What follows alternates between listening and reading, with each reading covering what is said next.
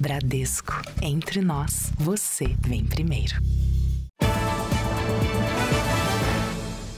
Boa noite. Olá, boa noite. O Jornal da Record começa com uma nova apreensão de medicamentos emagrecedores de procedência desconhecida. Substâncias que eram vendidas de forma clandestina, juntamente com receitas médicas, em grupos de mensagens. O espaço funciona como distribuidora de produtos estéticos e hospitalares na região metropolitana de São Paulo. Os policiais encontraram ampolas de tirzepatida, sem procedência. A substância é usada em canetas emagrecedoras.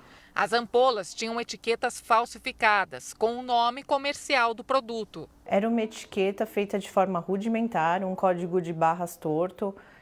Havia o nome de um laboratório e uns dizeres em inglês, talvez para simular que a procedência fosse dos Estados Unidos. Segundo a polícia, a distribuidora não tem autorização da Anvisa, mas comercializa ampolas com medicamentos emagrecedores para diversas clínicas de estética e profissionais de saúde autônomos de todo o país.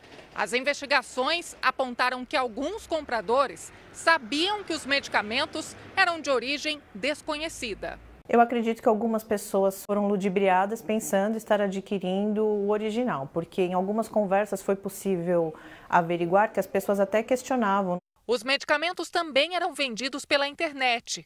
As mensagens mostram que a distribuidora anunciava o produto já com receita médica de um parceiro por R$ 1.500.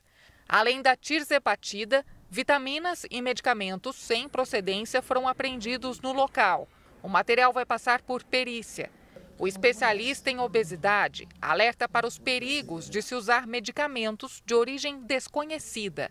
Você não sabe o que tem naquele medicamento, se é realmente um medicamento verdadeiro, se tem alguma contaminação. É muito temerário você utilizar um medicamento que você não conhece a origem nem a qualidade.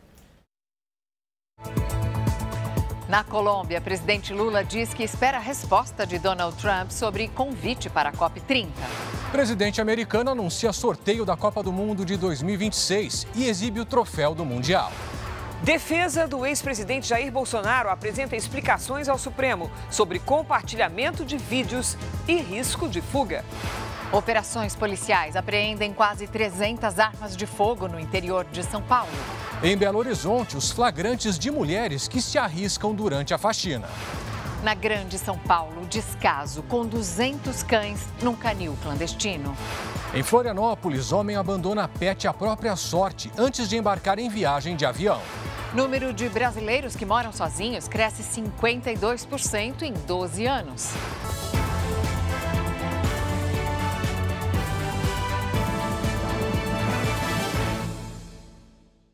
Oferecimento Bradesco Empresas e Negócios. Autoajude-se e abra sua conta PJ.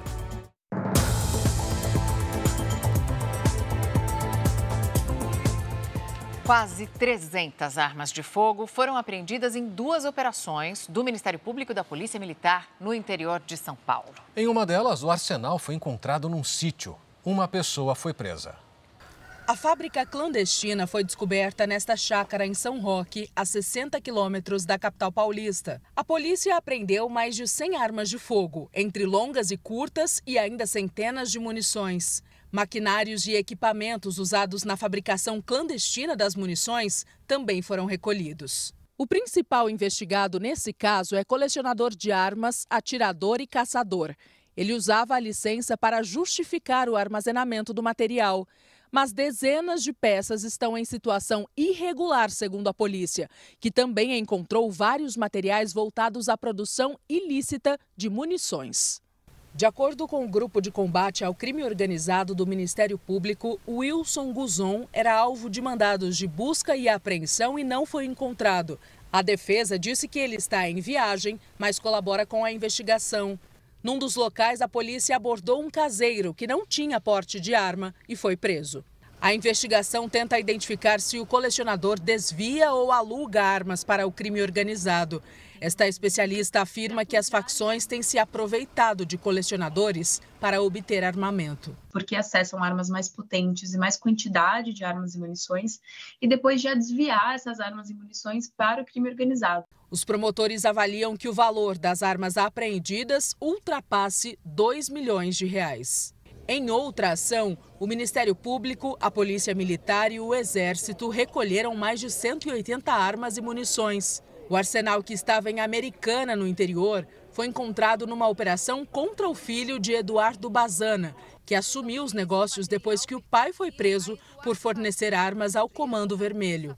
Havia um esconderijo para guardar parte do material. Dentro do compartimento havia armas sem cadastro e outras em nome do empresário Eduardo Bazana. O ministro Gilmar Mendes abriu divergência e votou a favor da liberdade de Robinho. O placar da votação no Supremo Tribunal Federal é de 2-1 para manter o ex-jogador preso. O julgamento em plenário virtual avalia se deve ser mantida a decisão do Superior Tribunal de Justiça, que autorizou a execução da sentença no Brasil. Até agora, os ministros Luiz Fux e Alexandre de Moraes votaram pela manutenção da prisão, enquanto Gilmar Mendes votou pela soltura. A defesa de Robinho alega que a Lei de Imigração de 2017, que autoriza o cumprimento de penas impostas por tribunais estrangeiros, não pode ser aplicada de forma retroativa.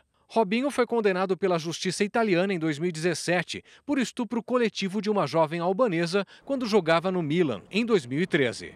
O ex-jogador cumpre pena de 9 anos de prisão na penitenciária de Tremembé, em São Paulo. Ele sempre negou o crime. Uma pesquisa da Organização Mundial da Saúde mostra que a produtividade diminui até 3% para cada grau acima dos 20 graus de temperatura.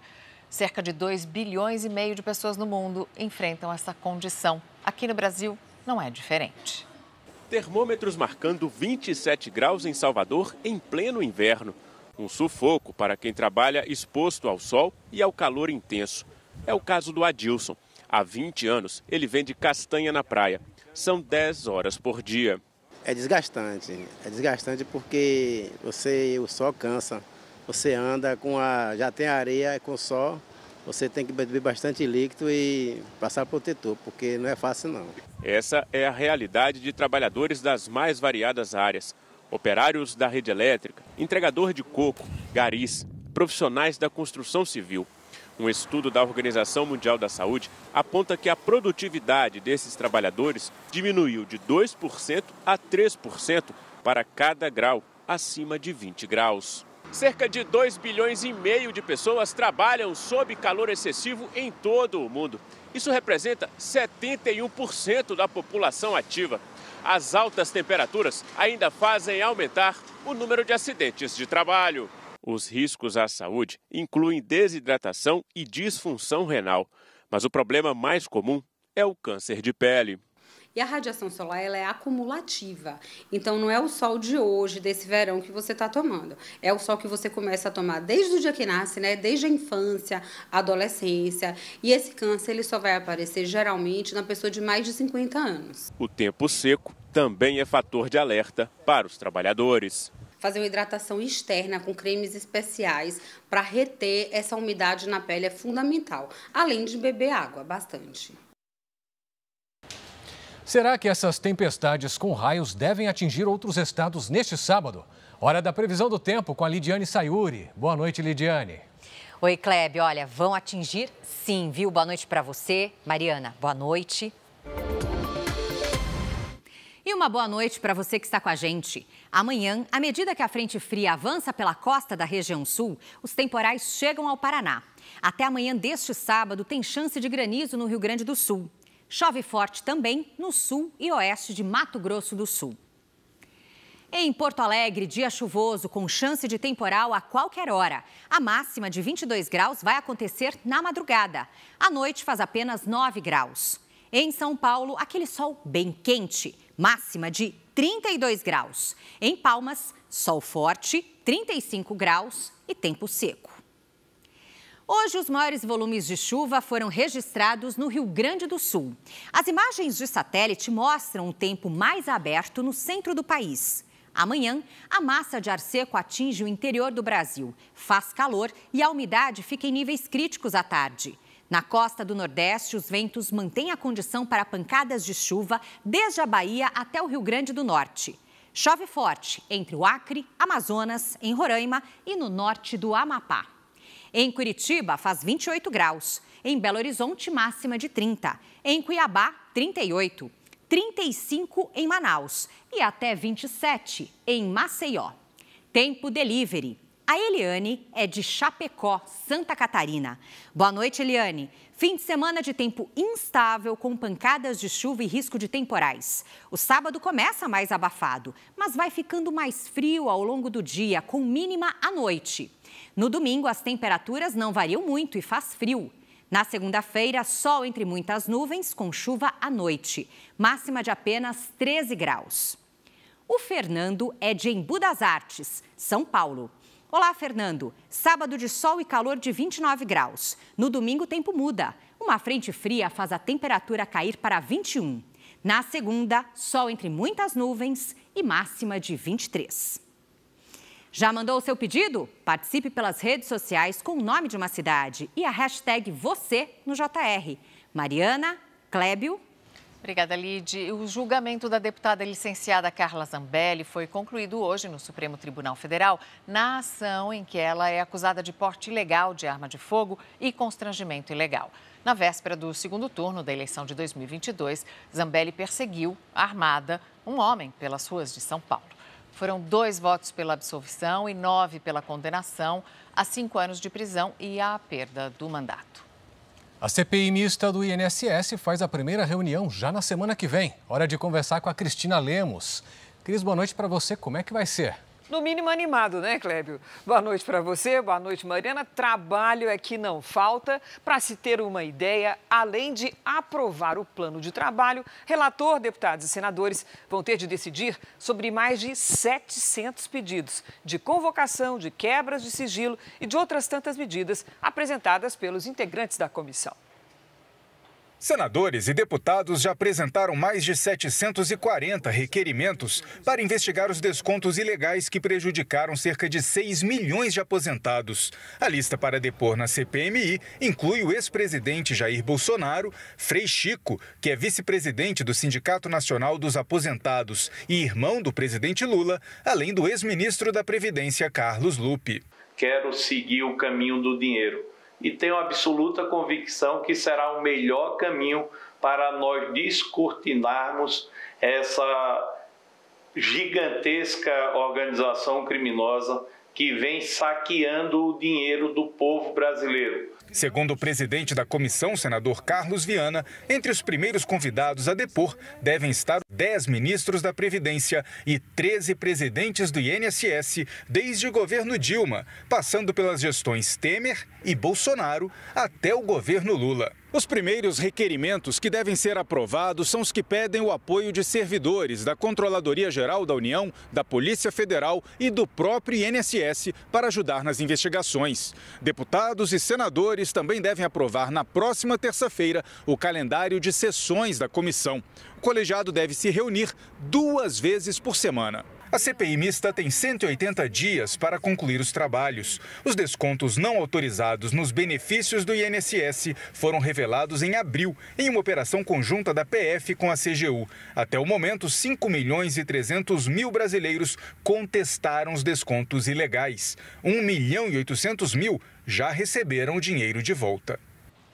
Veja agora os destaques do Domingo Espetacular. Mistério em Ilhéus. O que está por trás do assassinato de 3 mulheres em um dos destinos turísticos mais procurados do Brasil? Uma crueldade. E ninguém sabe dizer nada. As pistas e o drama da família em busca de respostas. O mundo está sangrando com esse assassinato dessas mulheres brutalmente. Uma ação criminosa que se multiplica nas grandes cidades do Brasil. A cada hora, mais de 6 celulares são roubados ou furtados no país. Beatriz Casadei estava nessa posição quando o ladrão passou e levou o celular dela. Aquele grito está entalado na garganta de milhões de brasileiros que convivem diariamente com o medo, com a falta de liberdade. Como se proteger das gangues das bicicletas. Imagina só sair de casa e dar de cara com uma onça pintada. Ela passou correndo, né? A gente mostra as duas cidades que estão à procura de onças, que tem assustado a população. A história da sertaneja que precisou interromper a carreira após um grave diagnóstico. Teve dias que realmente eu achava que eu não iria aguentar. Marluce passou por um transplante que não deu certo. Quase uma década depois, ela está pronta para um recomeço ao lado do irmão. E a gente acompanhou tudo de pertinho. Nasceram pra brilhar. É no Domingo Espetacular, logo após o Brasileirão. Ainda hoje, flagrantes de mulheres que limpavam janelas de apartamentos levantam discussão sobre segurança no trabalho.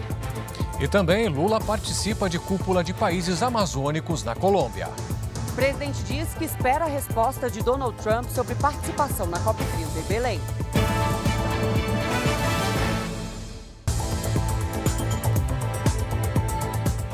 O BNDES detalhou hoje como vai ser o acesso ao crédito do Programa Brasil Soberano. Cris, vai ter mais verba além do pacote que já foi anunciado? Vai sim, Mariana. Olha, você se lembra, o programa foi criado pelo governo federal para socorrer exportadores afetados pelo tarifaço americano. A linha de crédito continua sendo de 30 bilhões de reais. Mas agora o BNDES anunciou mais 10 bi para as empresas que vão sofrer reflexos indiretos destas sobretaxas.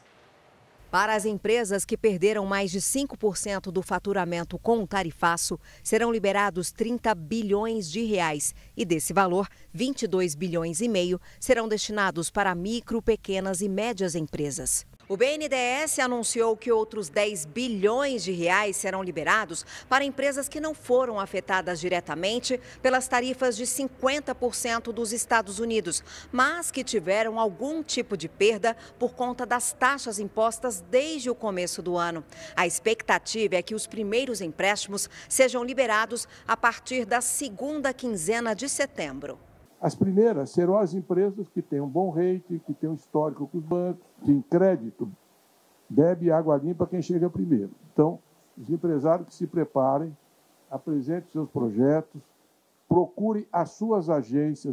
Serão 4 modalidades de crédito: capital de giro para despesas operacionais, capital para busca por novos mercados de exportação, linha para aquisição de máquinas e equipamentos, linha de investimento para projetos de inovação e modernização tecnológica. Enquanto isso, os produtores de perecíveis estão na expectativa da publicação da portaria que permitiria a compra de alimentos por órgãos públicos. São 3 meses. O primeiro mês já foi. O navio já vai sair, o primeiro mês não conta mais. O segundo mês a gente não sabe ainda como vai ser o procedimento, o que vai acontecer, nada. Ou seja, a gente tem esses 3 meses para tomar essa decisão, então nada ainda vai ser ineficaz, né? A regulamentação está saindo, ela já está pronta, vai ser assinada até segunda-feira e nós precisamos de tempo para conversar com cada setor prejudicado, para ver quais são os tempos para escoar os produtos deles. O presidente do Banco Central americano indicou hoje que a taxa básica de juros dos Estados Unidos pode cair em breve. A declaração repercutiu nas bolsas. Em um evento no estado americano do Wyoming, o presidente do Federal Reserve admitiu que pode rever a taxa básica de juros. A estabilidade da taxa de desemprego e outras medidas do mercado de trabalho nos permitem prosseguir com cautela e podem justificar mudanças em nossa política monetária, afirmou Jerome Powell. Adjusting our policy stance. Foi o suficiente para as principais bolsas de valores dos Estados Unidos e da Europa fecharem em alta. O índice Dow Jones atingiu o recorde histórico de pontos. Em um evento na Casa Branca, Donald Trump disse que o chefe do Fed está 1 ano atrasado. Atualmente, os juros básicos nos Estados Unidos estão entre 4,25% e 4,5% ao ano. Hoje, o presidente Donald Trump anunciou que a capital, Washington, vai sediar o sorteio dos grupos da Copa do Mundo de Futebol do ano que vem. Trump recebeu das mãos do presidente da FIFA o troféu da Copa do Mundo. Você é um vencedor, pode pegar, disse Gianni Infantino. Trump disse também que cidadãos de alguns países terão mais facilidade que outros para obter vistos para a Copa do Mundo. Além dos Estados Unidos, Canadá e México também vão sediar o torneio. A declaração acontece um dia depois do governo revelar que pode cassar permissões de 55 milhões de pessoas. Há menos de 2 semanas, o presidente federalizou o policiamento em Washington. Hoje, ele comemorou o fato da capital americana não ter registrado nenhum assassinato no período. Usando um boné com a frase "Trump estava certo sobre tudo", ele afirmou que Chicago, Nova York e São Francisco, 3 metrópoles democratas, também podem sofrer intervenção federal. A expectativa pela redução dos juros lá nos Estados Unidos também repercutiu por aqui. A Bolsa de Valores de São Paulo subiu mais de 2,5%, com quase 138 mil pontos. Já o dólar caiu quase 1%, cotado a R$ 5,42. Veja a seguir, canil clandestino com 200 animais que sofriam maus tratos é fechado na Grande São Paulo.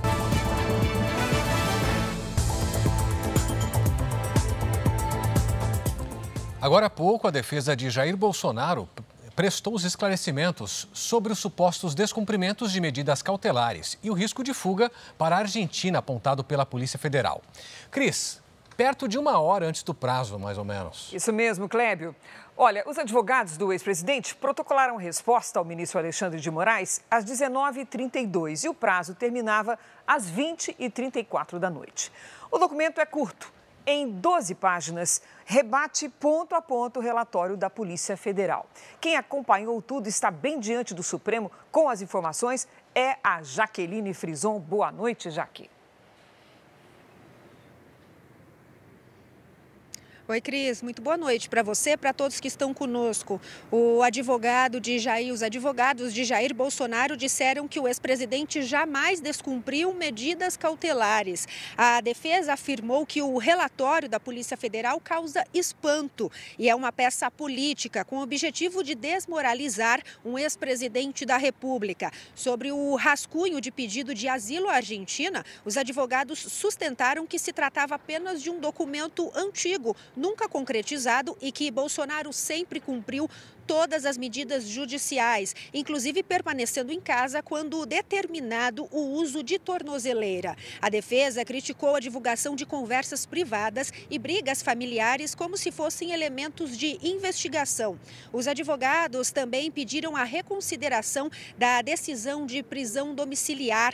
O ex-presidente foi indiciado na última quarta-feira por tentativa de obstrução da justiça no processo sobre a tentativa de golpe. O ministro Alexandre de Moraes vai analisar as manifestações da defesa e também da Procuradoria-Geral da República. O julgamento de Jair Bolsonaro e de outros 7 réus no inquérito sobre a tentativa de golpe de Estado está marcado para o dia 2 de setembro. Cris.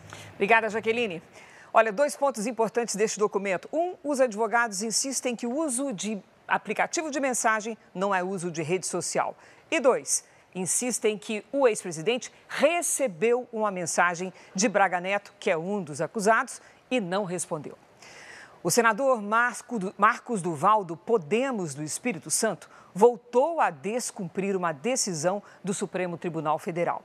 Ele fez uma live na internet para atacar o ministro Alexandre de Moraes. Marcos Duval está de tornozeleira eletrônica e foi proibido de usar redes sociais por determinação da Justiça. Ele alega perseguição política. Em julho, o senador viajou aos Estados Unidos com um passaporte diplomático sem a autorização do STF. O ministro Alexandre de Moraes já havia alertado que o descumprimento da decisão pode levar o senador à prisão. Mariana, Clébio. Aguardamos os próximos capítulos. Obrigada, Cris. No Tocantins, a Polícia Federal prendeu uma influenciadora suspeita de exploração ilegal de jogos de azar e lavagem de dinheiro. Maria Caroline Campos Ferreira, conhecida como Carol Digital, foi presa preventivamente em Araguaína. O namorado dela também foi detido. Foram cumpridos ainda 23 mandados de busca e apreensão em endereços ligados à influenciadora. Vários carros de luxo também foram apreendidos. mansões e fazendas bloqueadas. A suspeita de que a influenciadora tenha movimentado mais de 217 milhões de reais nos últimos 4 anos. Foi enterrado hoje o corpo do advogado que teve o carro esmagado por um caminhão numa rodovia em São José do Rio Preto, interior de São Paulo. O motorista da carreta que causou o acidente foi filmado dormindo ao volante. Glaucio Rogério Gonçalves morreu quando voltava do trabalho para casa. O carro dele foi atingido na traseira por um caminhão e acabou prensado contra outra carreta que estava na frente. O motorista responsável pelo acidente disse à polícia que teria ocorrido uma falha no freio do caminhão. Mas imagens das câmeras internas do veículo mostram que o motorista cochilou. O caso foi registrado como homicídio culposo, sem intenção de matar. O motorista da carreta foi afastado do trabalho até o fim das investigações. No litoral do Ceará, as pás de uma turbina eólica se soltaram depois que o motor pegou fogo. Esse flagrante foi registrado pelos moradores de Aracati, a 155 quilômetros de Fortaleza. Esse parque eólico fica perto de uma comunidade. O incêndio na torre começou durante a tarde. Não deixou feridos. As causas desse incêndio ainda estão sendo investigadas, mas cada pá desse tipo de turbina tem em média 80 metros e pesa mais de 20 toneladas. A noite foi iluminada por milhares de raios no interior do Rio Grande do Sul. As imagens foram captadas por astrônomos profissionais e amadores. Quase 700 mil raios foram registrados durante a madrugada em todo o estado. Mais de 100 mil atingiram o solo. Especialistas monitoram o fenômeno. A chegada da frente fria também levou chuva e granizo ao estado. Algumas pedras tinham o tamanho de bolas de tênis. Autoridades já estão em alerta para os alagamentos. Hora de falar de futebol. E olha, Mariana, o Santos anunciou hoje o terceiro técnico do ano. O novo comandante é Juan Pablo Vojvoda. O argentino esteve no Fortaleza por 4 anos, fez sucesso por lá. Vamos saber com o Bruno Lohance. Boa noite, Bruno. Bom, o Vojvoda ao lado do Neymar vai conseguir repetir esse bom trabalho que ele fez lá no time cearense? Essa é a expectativa. Boa noite, Mário. Boa noite, Kleber. Boa noite para você que acompanha o JR. Mas a realidade é que o Santos está apenas a 2 pontos da zona do rebaixamento e o risco de uma nova queda existe. Com a praia e o calor, Juan Pablo Vojvoda já está acostumado. Afinal, foram mais de 4 anos no comando do Fortaleza. O argentino agora vai ter que se acostumar com a pressão de comandar o time de Neymar. Ele tem um trabalho sólido no Fortaleza, né? 5 temporadas, tirou o time de uma posição, colocou no G4. Sucesso, pô. Vojvoda é um cara experiente. O contrato com o Santos vai até o fim de 2026. Vojvoda trouxe a comissão técnica dele, composta por 5 profissionais. Entre eles, o psicólogo Christian Rodrigues, que terá a missão de ajudar os jogadores a enfrentar a pressão dentro e fora de campo. Nesta sexta-feira, Vojvoda esteve no centro de treinamentos do Santos e conheceu o elenco. Ele ainda não deve estrear na rodada deste fim de semana do Brasileirão. O que eu entendo é que ele foi contratado para evitar que o Santos seja novamente rebaixado e para que em 2026 ele possa aplicar sua ideia de futebol. É um momento de transição. Que ele é bom, ninguém discute. Agora, o que a gente não sabe é se o Santos vai dar a ele tempo para trabalhar. No domingo, a Record, o R7 e o Record Plus vão transmitir Juventude e Botafogo a partir das 6 da tarde pela 21ª rodada do Brasileirão. Mariana, Clébio. Obrigado, Bruno. O presidente Lula se reuniu hoje na Colômbia com representantes dos países da região amazônica. Ele defendeu a participação de todos na COP30, que será aqui no Brasil. Dos 8 países que integram a Organização do Tratado de Cooperação Amazônica, apenas os presidentes do Brasil e da Bolívia viajaram até a Colômbia. Equador, Guiana, Peru, Suriname e Venezuela mandaram representantes. A segurança na Amazônia e a COP30 foram o foco do encontro em Bogotá. O presidente Lula cobrou os países ricos para que cumpram os acordos que já foram assinados em outras conferências do clima. E disse que as nações que integram a organização devem dar o exemplo. Eu queria pedir que todos vocês fizessem um esforço incomensurável e comparecessem à COP, porque é a hora da verdade sobre a questão climática do mundo. Um dos principais objetivos do presidente Lula aqui na cúpula na Colômbia é buscar cooperação da América do Sul para a COP30, marcada para novembro em Belém, no Pará. Lula também disse que enviou uma carta convidando o presidente americano Donald Trump para o evento, mas que ainda não teve resposta e criticou o republicano. Eu, inclusive, mandei uma carta pessoal, Petros, ao presidente Trump. Ele está sendo convidado para ir na COP. Não é uma carta eletrônica, não, é com a minha assinatura, que é para ele demonstrar se eles vão tratar com seriedade, sabe, essa COP ou não. O Brasil anunciou a criação de um fundo para florestas tropicais, que vai ser lançado na COP30, e também de um centro internacional para combater o tráfico de drogas e de mercadorias na região amazônica. No fim do dia, o presidente Lula retornou ao Brasil. A cúpula aconteceu com a Colômbia em alerta por causa de atentados no país. Ontem, 9 pessoas morreram na cidade de Cali e 13 em Amalfi. Autoridades israelenses vão enviar uma comitiva para negociar com os terroristas do Hamas a libertação de reféns. Hoje, Tel Aviv foi alvo de um ataque do Iêmen. Era noite quando as sirenes soaram na região central da cidade. O míssil lançado pelos Houthis não atingiu o solo. Ninguém se feriu. Na faixa de Gaza, o exército israelense destruiu lançadores de foguetes usados por terroristas do Hamas. Israel pretende enviar nos próximos dias uma comitiva de negociadores para avançar no acordo de libertação dos reféns.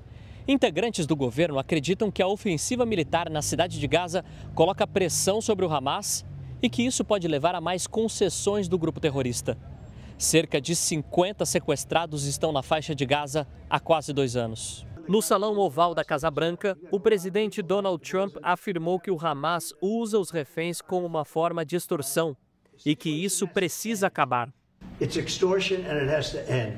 Um relatório divulgado por um órgão ligado às Nações Unidas afirmou que mais de 500 mil pessoas enfrentam fome generalizada na faixa de Gaza. O primeiro-ministro israelense classificou o documento como uma mentira. Benjamin Netanyahu disse que desde o começo da guerra, em outubro de 2023, 2 milhões de toneladas de ajuda humanitária foram entregues no território palestino.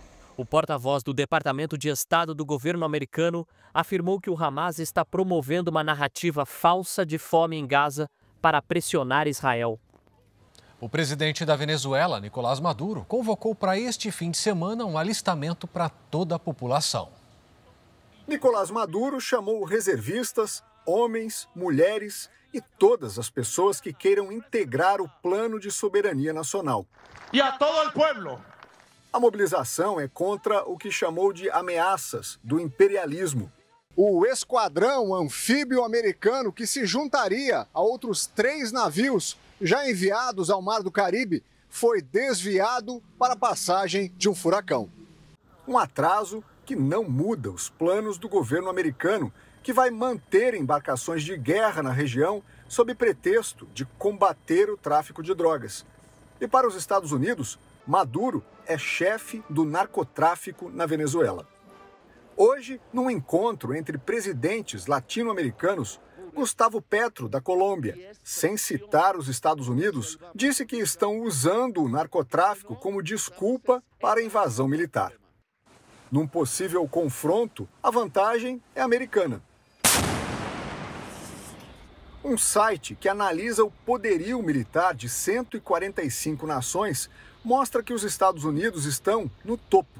Já a Venezuela ocupa o 50º lugar.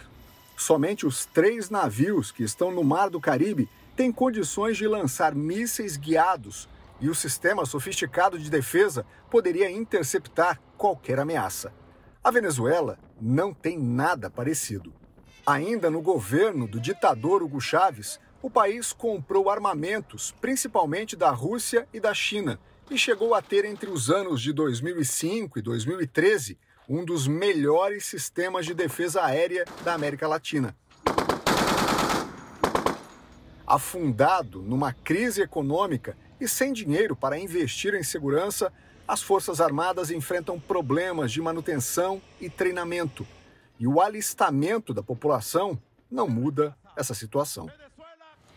E cada vez mais brasileiros estão morando sozinhos. É o que mostra um levantamento do IBGE que revela ainda que o Rio de Janeiro lidera o ranking desse tipo de moradia entre os estados. O brasileiro gosta da casa cheia. Na sua casa são quantas pessoas? 4 pessoas. 3. Quem são? Eu, meu marido e minha mãe. Mas nos últimos 12 anos, morar sozinho tem despertado cada vez mais interesse. É o que revelou a Pesquisa Nacional por Amostra de Domicílios, divulgada hoje pelo IBGE. A PNAD identificou queda na distribuição de residências onde vivem casais com filhos, com mais parentes e naquelas compostas por pessoas sem parentesco entre si. O grupo de domicílios unipessoais, ou seja, onde existe apenas um morador, foi o único que cresceu no período.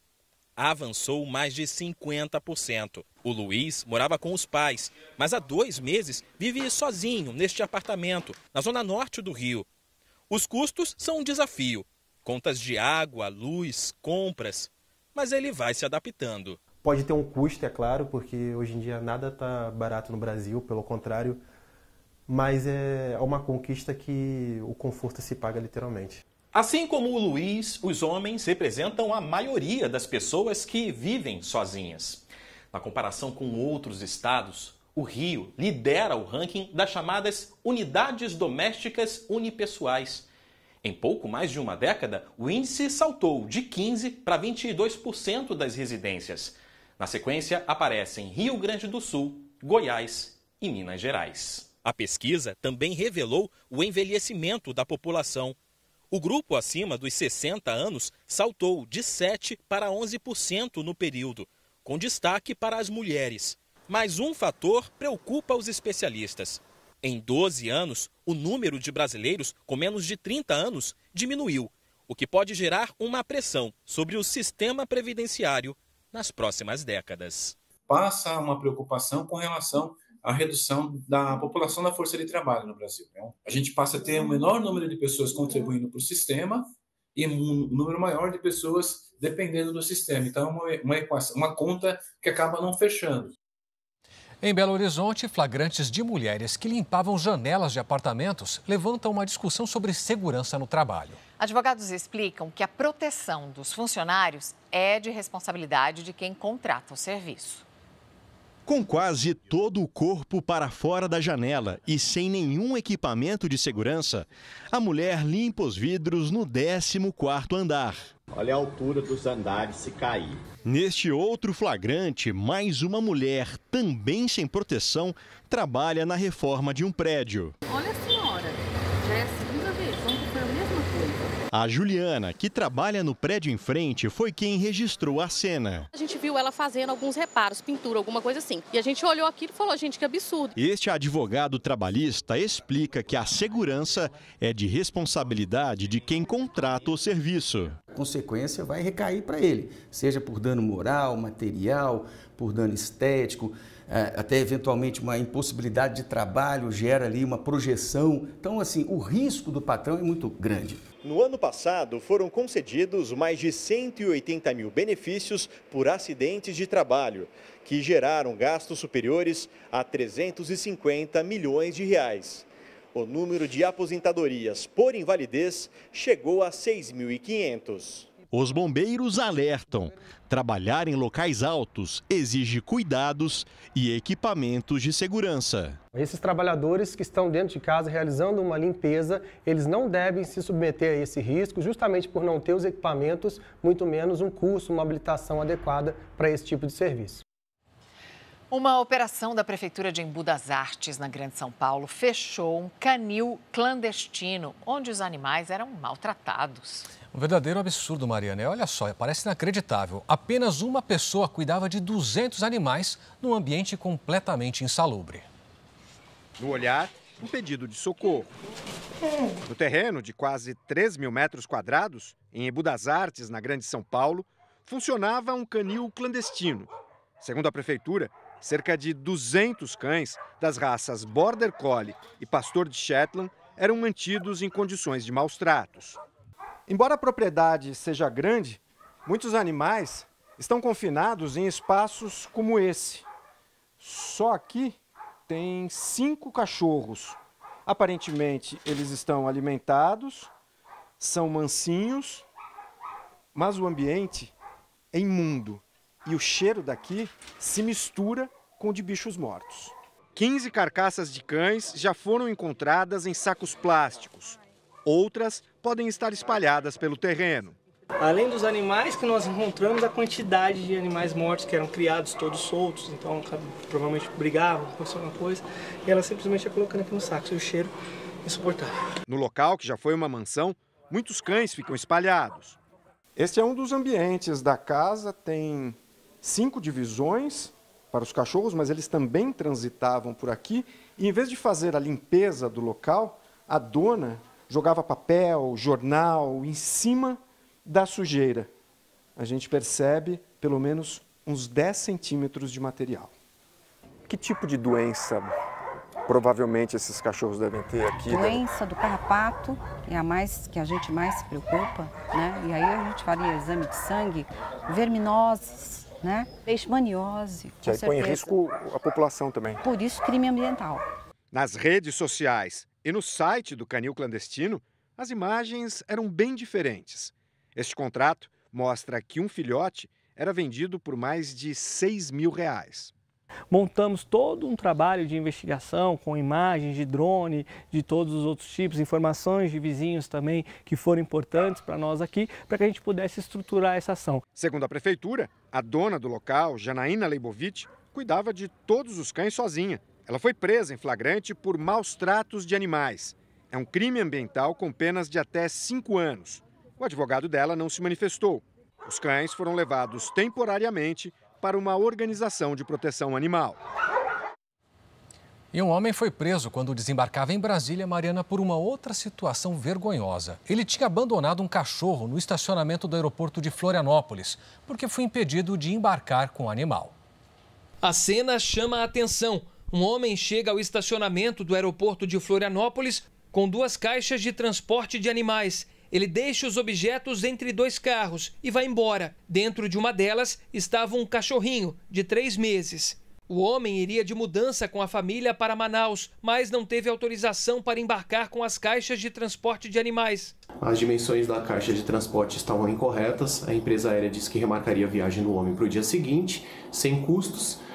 Contudo, ele afirmou que não poderia adiar o voo, abandonou a cadela no estacionamento e embarcou para Brasília, de onde seguiria a viagem para Manaus. Na escala, em Brasília, o homem foi preso em flagrante, ainda no aeroporto. A Polícia Federal que conseguiu efetivar a detenção do passageiro ainda a bordo da aeronave. Na audiência de custódia, ele pagou fiança e foi solto, mas vai responder por maus tratos e abandono de animais. Agora está sendo instaurado já um inquérito policial aqui na Delegacia de Proteção Animal da capital para apurar a participação da esposa. Qual era o conhecimento dela com relação a essa situação, como que se deu a participação dela. Então vai continuar esse procedimento agora aqui com relação a ela. O cachorrinho foi adotado por um funcionário do aeroporto de Florianópolis e já ganhou um novo lar. O Brasil negou um pedido da ONU para custear parte da hospedagem dos países que vão vir para a COP30 em Belém. De acordo com a Casa Civil, o governo já tem gastos significativos para realizar o evento e não teria como arcar com o subsídio. 47 países já confirmaram presença para a Conferência do Clima, que vai acontecer em novembro. Uma loja de uma rede de varejo foi invadida por criminosos na zona sul de São Paulo. Câmeras de segurança registraram a chegada dos suspeitos. Em menos de 1 minuto, eles arrancaram e levaram os celulares que estavam presos à bancada. Ninguém foi preso. Também em São Paulo, 2 carretas se envolveram em um acidente na Marginal Tietê, uma das vias expressas mais movimentadas da cidade. A cabine de um dos caminhões foi arrancada com a força da batida. Um dos motoristas teve ferimentos leves. O consumo de alimentos saudáveis pode evitar a esteatose hepática. Nada mais é do que o acúmulo de gordura no fígado. A coisa é séria. A doença pode levar ao câncer de fígado, que tem se tornado cada vez mais comum, com quase 900 mil casos registrados no mundo a cada ano. Depois de um exame, A Neide se assustou com o que ouviu do médico. Ele me falou, você está com uma esteatose hepática grau 2, quase evoluindo para o grau 3. Ou você entra numa academia e faz um plano alimentar e se cuida, ou você vai a óbito. O que você prefere?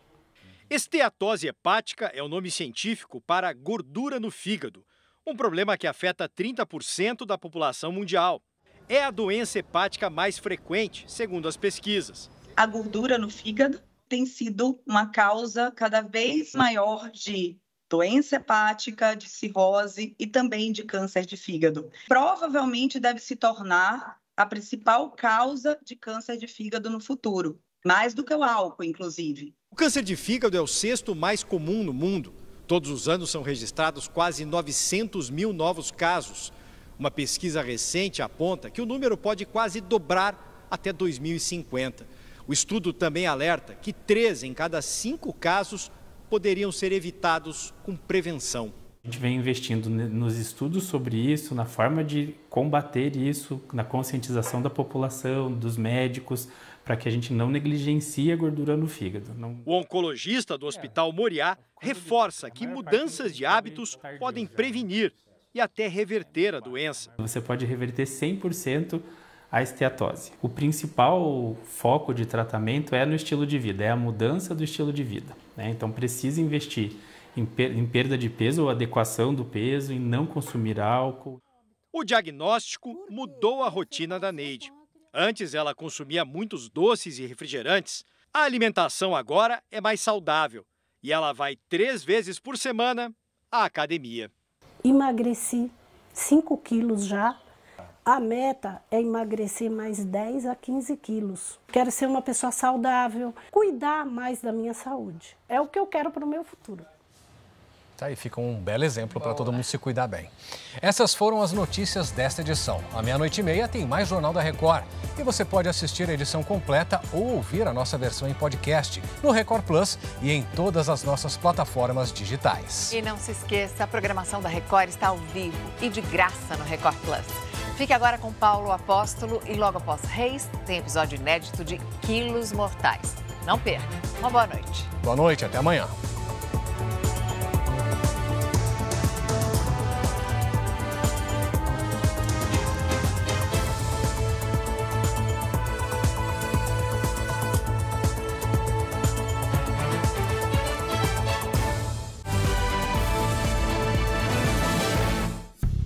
Bradesco. Entre nós, você vem primeiro.